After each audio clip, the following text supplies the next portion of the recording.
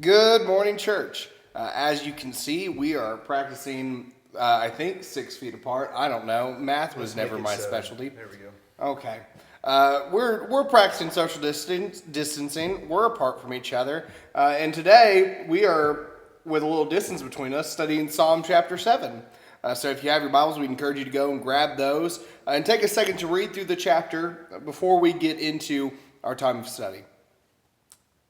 All right, now that you have read Psalm 7, you've noticed that it's not very long. It's a fairly short psalm. But if you read the line before verse 1, it lets us know that Psalm 7 is a song of David which he sang to God concerning the words of Cush the Benjamite. Now, we don't know much about this guy. Some have speculated who he may be.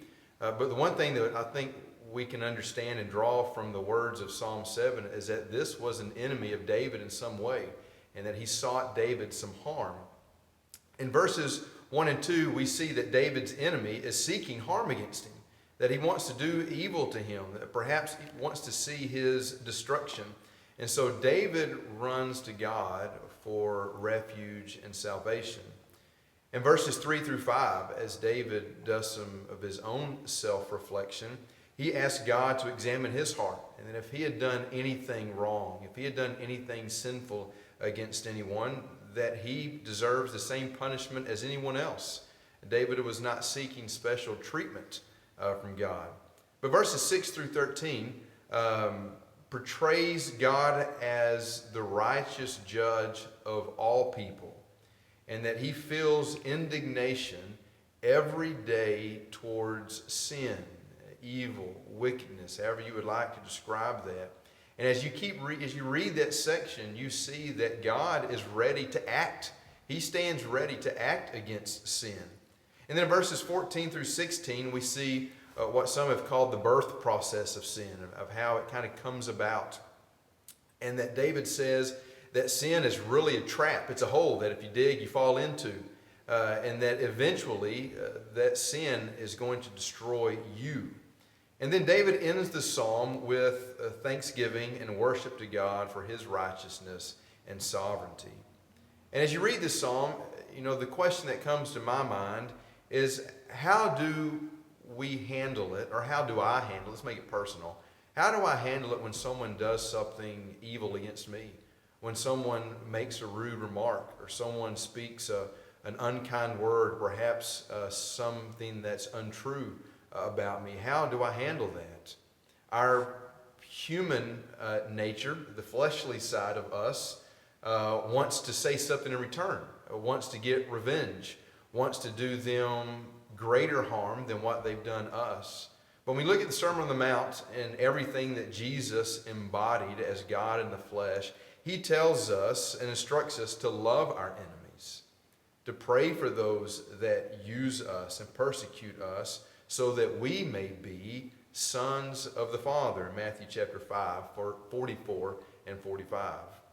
I think if you want to take it a step further, let's take a moment and focus in on verse 9 where it says, "Oh, let the evil of the wicked come to an end."